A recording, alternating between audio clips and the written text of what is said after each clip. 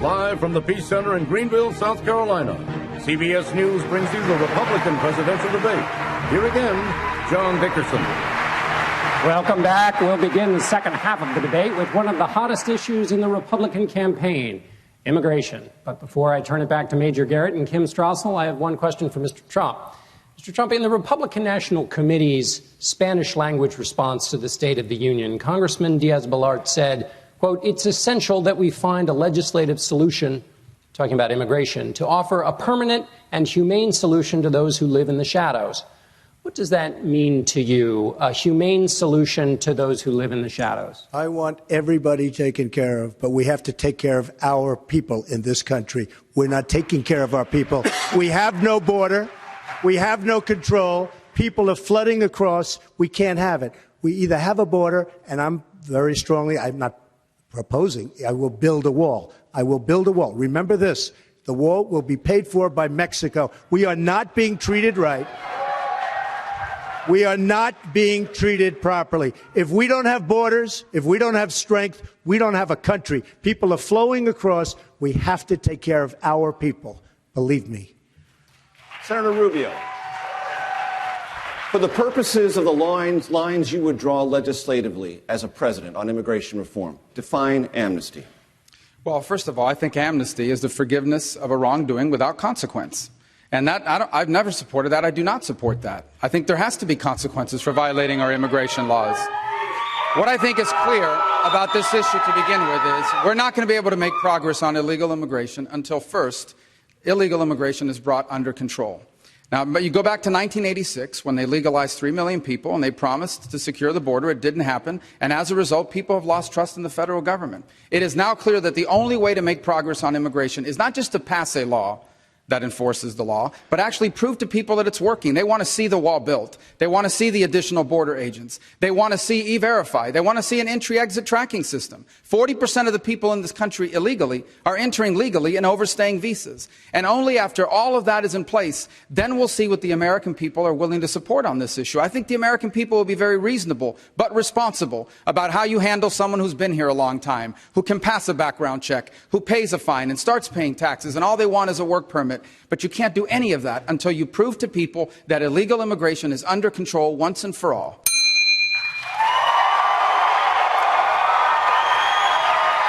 Senator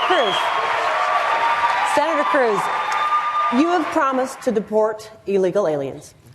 You've also promised to reverse President Obama's executive action that gives temporary amnesty to illegals that were brought here by their parents as children.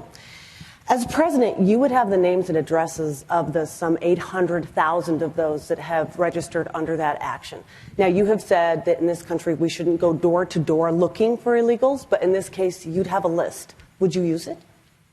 Well, your question highlights a sharp difference on immigration on this stage. In a Republican primary, everyone talks tough on immigration. Everyone is against illegal immigration in a Republican primary. But as voters, we've been burned over and over again by people that give us a great campaign speech and they don't walk the walk. There are sharp differences on amnesty. If you look at the folks on this stage, when Harry Reid and Chuck Schumer and establishment Republicans were leading the fight to pass a massive amnesty plan, I stood with Jeff Sessions and Steve King and the American people and led the fight to defeat that amnesty plan. So would you use the addresses? Now that moment, would you pick them up? That moment was what Reagan would call a time for choosing. When it comes to deciding which side of the line you're on, the Rubio-Schumer amnesty plan, apparently supported by the donor class, which is why Washington supported it. The Rubio-Schumer amnesty plan passed the Senate, and it was on the verge of passing the House. House leadership intended to take it up and pass it with the Democrats overruling most of the Republicans. And the question for anyone on illegal immigration is, where were you in that fight? Where did you stand? You are right. There is a difference between Senator Rubio and me on this question. We're going to have to do... Your reply. We're going to have to do this again, okay? When that issue was being debated, Ted Cruz at a committee hearing very passionately said, I want immigration reform to pass. I want people to be able to come out of the shadows. And he proposed an amendment that would have legalized people here. Not only that, he proposed doubling the number of green cards. He proposed a 500% increase on guest workers. Now his position is different. Now he is a passionate opponent of all those things. So he either wasn't telling the truth then, or he isn't telling the truth now. But to argue he's a purist on immigration is just not true. Major, I get a response to that. Very quickly. All right, Senator Cruz, your response, Senator Cruz. You know, the lines are very, very clear. Marco right now supports citizenship for 12 million people here illegally. I oppose citizenship. Marco stood on the debate stage and said that. But I would note, not only that, Marco has a long record when it comes to amnesty. In the state of Florida, as Speaker of the House, he supported in-state tuition for illegal immigrants. In addition to that, Marco went on Univision in Spanish and said he would not rescind President Obama's illegal executive amnesty on his first day in office. I have promised to rescind every single illegal executive action, including that one. And on the question, First of all, I don't know how he knows what I said on Univision because he doesn't speak Spanish. And second of all, the other point that I would make... Marco, si quieres, díselo ahora mismo, díselo ahora. En español, si quieres. This is a disturbing pattern now, because for a number of weeks now, Ted Cruz has just been telling lies. Right. He lied about Ben Carson in Iowa. He lies about Planned Parenthood. He lies about marriage. He's lying about all sorts of things, and now he makes things up. The bottom line is this is a campaign, and people are watching it, and they see the truth behind all these issues. And here's the truth. Ted Cruz supported legalizing people that were in this country that illegally, is simply and only now does he say that is absolutely false. What he said is knowingly false. And I would note, if you want to assess, who's telling the truth, if you want to assess who's telling the truth, then you should look to Jeff Sessions, who said without Ted Cruz, the Rubio-Schumer amnesty bill would have passed, and Ted was responsible. You should look to Rush Limbaugh and Mark Levin that said Marco that'll be the last one. Governor Bush. I'll put the video Governor online, Bush. and you can make it. Governor Bush, I want to bring this out to a little wider philosophical aperture, if you will. Thank you. You have said illegal immigrants, quote, broke the law, but it's not a felony. Still quoting you. It's an act of love. It's an act of commitment to your family. Mr. Trump has, as you are well aware, denounced that statement over and over. Do you still believe it? What does that mean to you? And how does that inform your approach to immigration reform? Great question. I feel like I have to get into my inner Chris Christie and point out that the reason why I should be president is listening to two senators talk about arcane amendments to bills that didn't pass. This is the problem. We need a leader to fix this problem. And I have a detailed plan to do just that, including controlling the border, dealing with the visa overstayers, making sure that we have a path to legal status, not to citizenship, for those that come out from the shadows and pay a fine, learn English, don't commit crimes, work, and pay taxes. That is the better approach. Fundamentally, do you believe this rhetoric is insufficiently compassionate to this issue? The great majority of people that come to this country come because they have no other choice. They want to come to provide their families. That doesn't mean it's right. That doesn't mean it's right. We should pick who comes to our country. We should control our border. Coming here legally should be a lot easier than coming here illegally.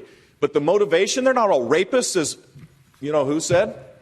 They're not that. These are people that are coming to provide for their families. And we should show a little more respect for the fact that they're struggling. It doesn't mean we shouldn't be controlling the border. That's exactly what we should be doing. Mr. Trump, Look,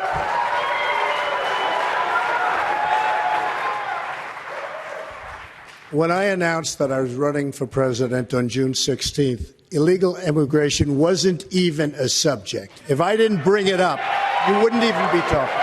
Now, I don't often agree with Marco, and I don't often agree with Ted, but I can in this case. The weakest person on the stage by far on illegal immigration is Jeb Bush. They come out of an act of love, whether you like it or not. He is so weak on illegal immigration, it's laughable, and everybody knows it. So, you know, this is the standard operating procedure to disparage me. That's fine. I don't really spend care a little about more it. money on the So I can handle commercials. it. But if you want to talk about weakness, it's weak to disparage women. It's weak to disparage Hispanics. I don't disparage. It's weak. It's weak to denigrate the disabled. And it's really weak to call John McCain a loser because he was a POW. I never called him. No, I don't call That him is a- outrageous. He's an American hero. He also The simple said fact about is, language. I've laid out my plans. He said as it about relates to language. My immigration. language. 2 days ago, he said he would take his pants off and moon everybody, and that's fine. Nobody reports that. He gets up and says that, and then he tells me, "Oh, my language was a little bit rough." Okay. My language. Governor Kasich. Give me a break. Governor Kasich. Governor Kasich. Here in South Carolina earlier this week, you said the idea, the concept of deporting 11 million undocumented workers here. Make sure my mother's listening we, if she's watching the debate. I didn't did say that say I was it. going to move You did somebody, say it. but- It's been reported in 10 different We newspapers. will leave the moon metaphors to be adjudicated later, I assure you. Governor Kasich, you said earlier this week in South Carolina, the concept, the idea of deporting 11 million undocumented workers in this country is nuts. Why is it you are so opposed to that idea? Senator Cruz has said it's a simple application of existing law.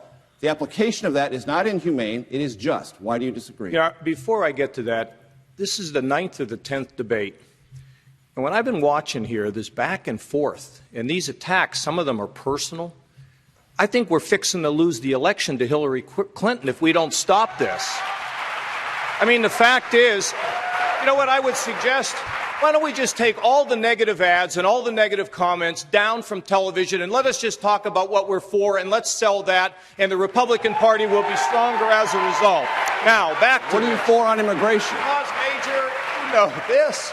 Look, first of all, I'm for sealing the border, okay? And then I'm for a guest worker program. People can come in, work, and go back home. We haven't closed the border because special interests, I believe, blocked it.